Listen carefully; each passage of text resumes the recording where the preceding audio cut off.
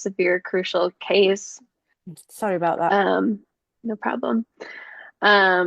Yeah, you don't think about the future too much. You're really just trying to cope with each day. And I think on the outside, I wanted to present to everybody else that I was fine and, I was getting through and just trying to be a normal kid and a normal teenager. But on the inside, I was really struggling, and it wasn't until I came to acceptance in myself that I started to actually share that with family and friends that, hey, I wasn't okay that whole time, and I know I put up a good, face for it. So, yes, it was very difficult to manage alone and kind of be more isolated because I didn't really want to present, everything I was feeling inside.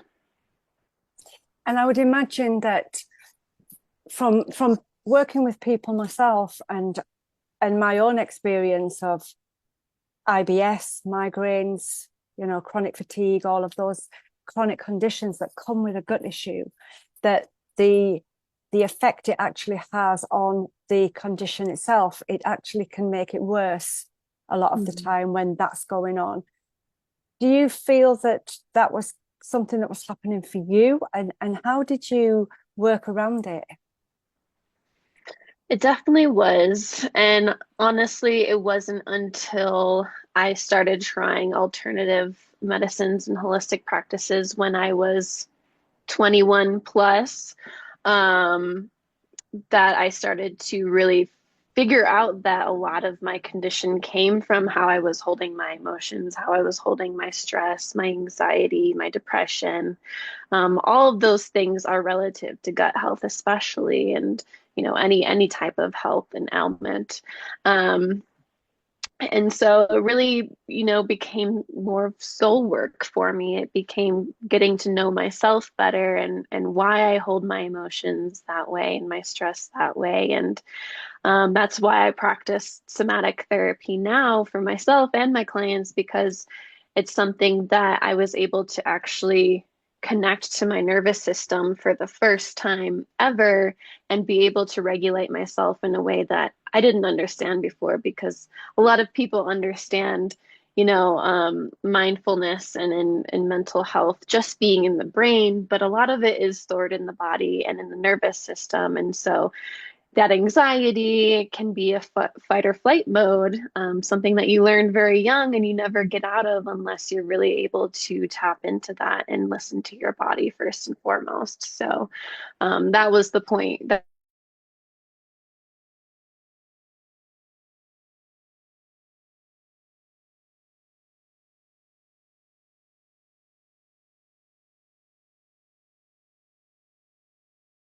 that was a tool active.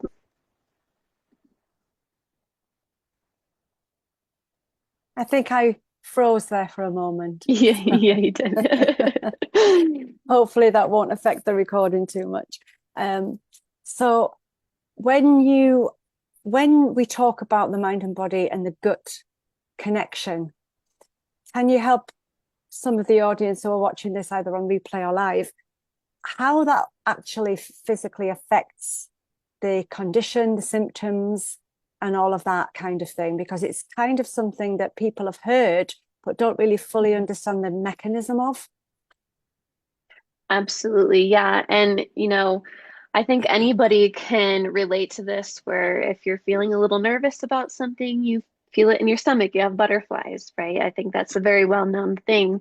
However, when it becomes a chronic issue and you're always storing your stress there, that's where it becomes, in my case, inflammation or, other issues. And so I have a lot of clients come to me with food sensitivities that can be due to stress, any pain or like extra gas or, things that just don't feel right or constipation versus diarrhea, those can be related to stress.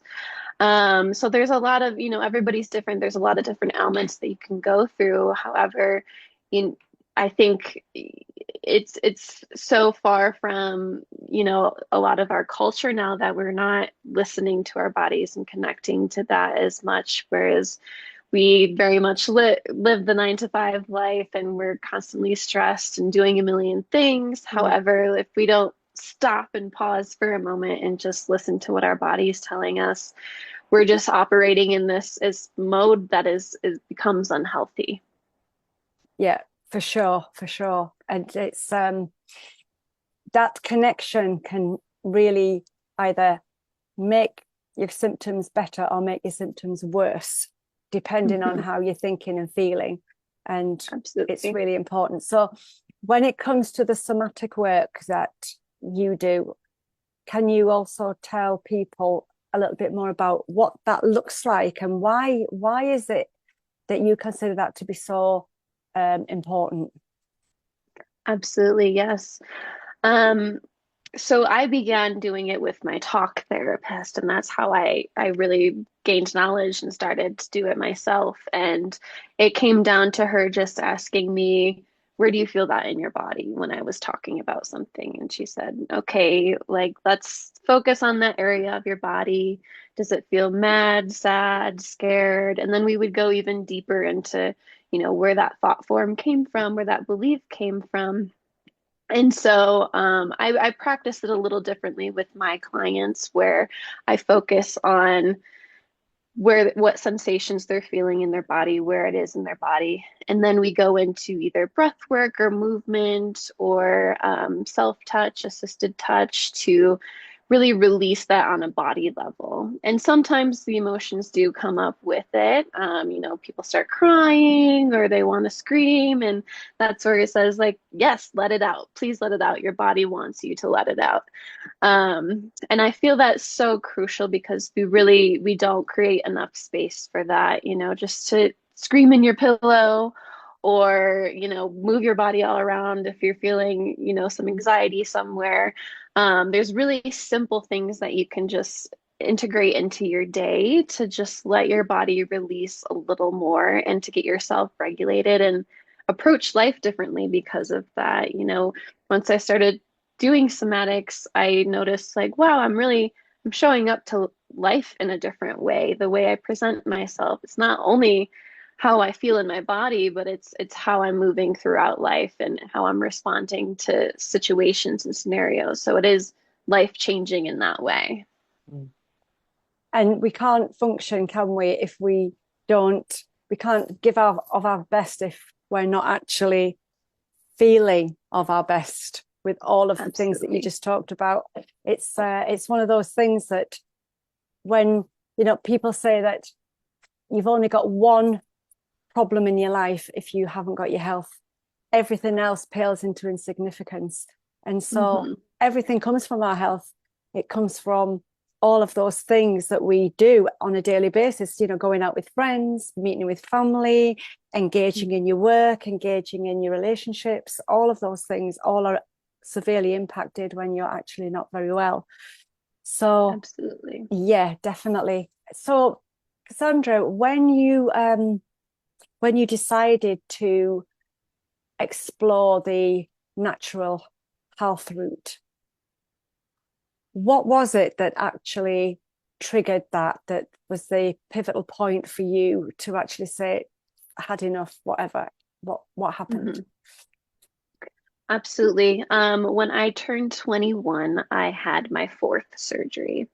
And the surgeries I had, were very invasive, and I also created more issues for me. Then I had to deal with a different way of life, and I was having, some issues due to the surgery. And so, doctors had told me, after surgery, you're going to be great, you're going to be normal again. And that just wasn't the case. And so after my fourth surgery, I then, was reaching adulthood, and I said to myself, like, it's time for me to take control. I'm sick of not feeling like I'm not in control of my own body. And so that led me on the path of, okay, where do I start? What kind of research do I have to do? What kind of practitioners do I go to? And I tried everything. And I think one of the first things I tried was kinesiology. And it was very interesting finding out, on a cellular level, the imbalances that were happening on my body. And I started doing EFT tapping then, which is also kind of a somatic therapy. And really finding the connection between my mind and body and where things were there. And from there, I went into traditional Chinese medicine and acupuncture and cupping and found that that was really helpful for, the adhesions and things I had after my surgery. I really took away all of that pain and those issues I was having from it. So each step and each stage of my life and everything that I tried helped me in a different way. And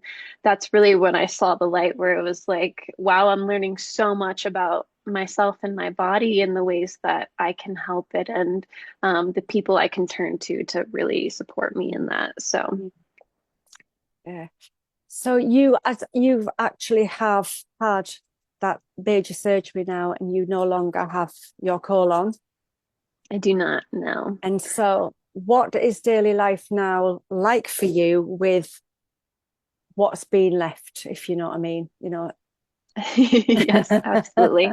Yeah. Um, there's I used to go to Crohn's and Colitis Foundation walks and like events and things all the time. And Mm. I remember there was one team called No Colon Still Rolling.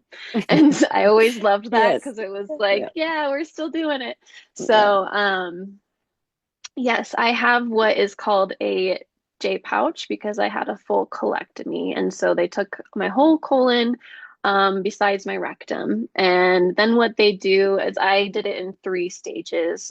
So I did have an ostomy for about a year, so that things could heal correctly. And then they attach essentially your small intestine to your rectum in what like a loop, and they staple it together so that you can hold your bowels in some way because without your colon you're not absorbing the liquids within in your waste. So it is a little different. I do go to the bathroom more often than your typical person. I don't have a typical bowel movement. It's usually like a 2 hour schedule with when I eat versus when I go to the bathroom. And so it is a little more difficult because, things like camping, which, I'm scheduling for myself now, it looks a little different than your average person because I do, I'm always still looking for a restroom available or something, to make myself feel more comfortable.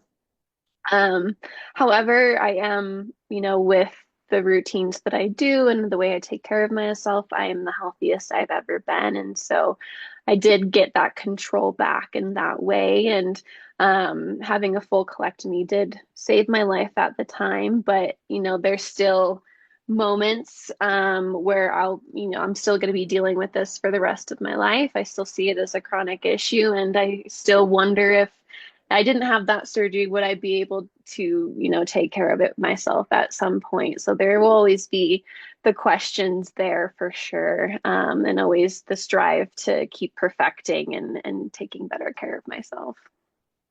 I think when people go through these kind of health challenges, there's always those what if questions around. Absolutely. Yeah.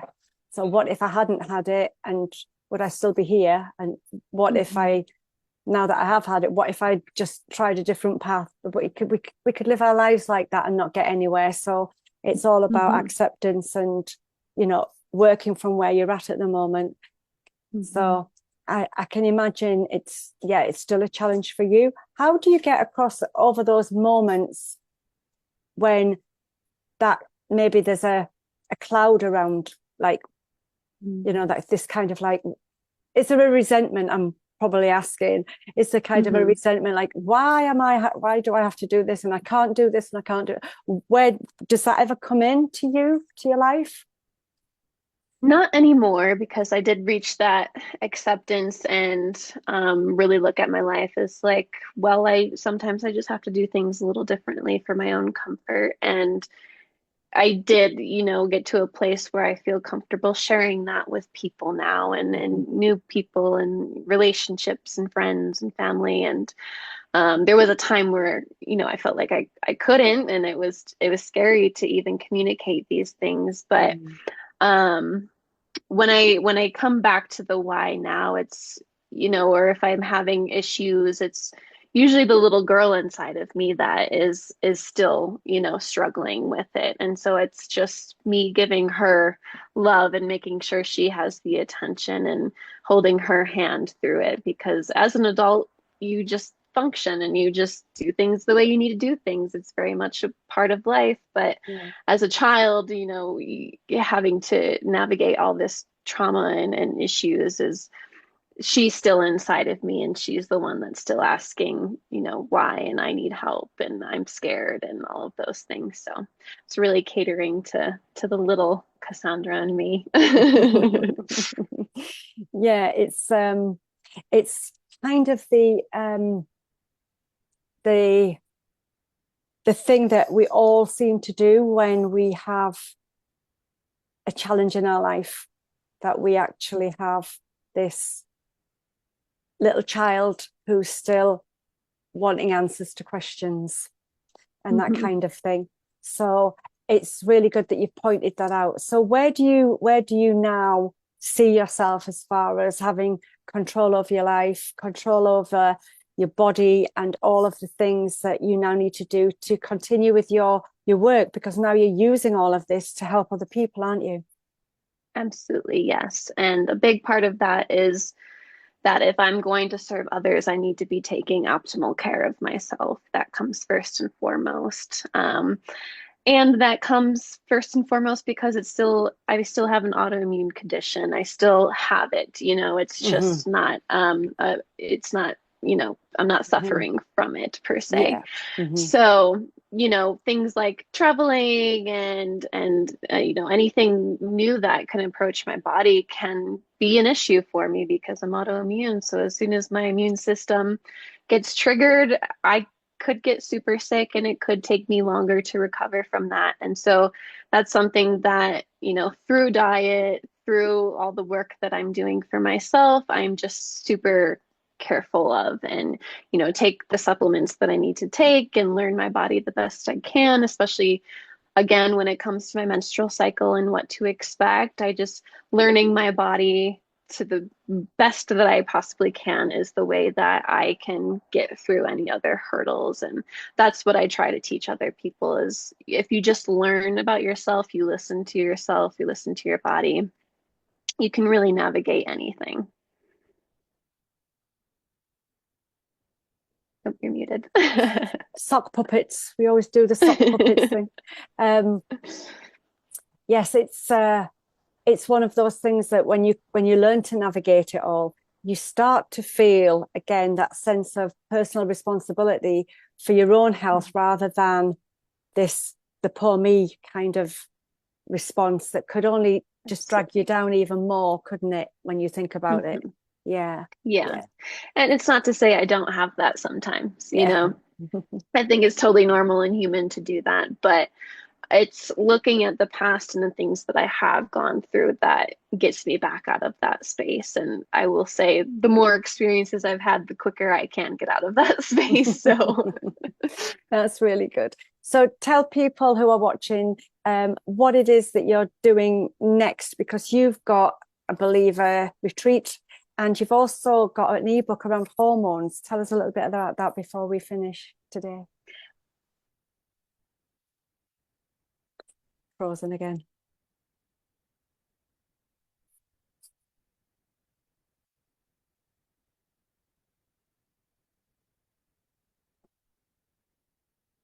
there's lots of recipes and like little workbooks in there. So it's very, education based and packed with information.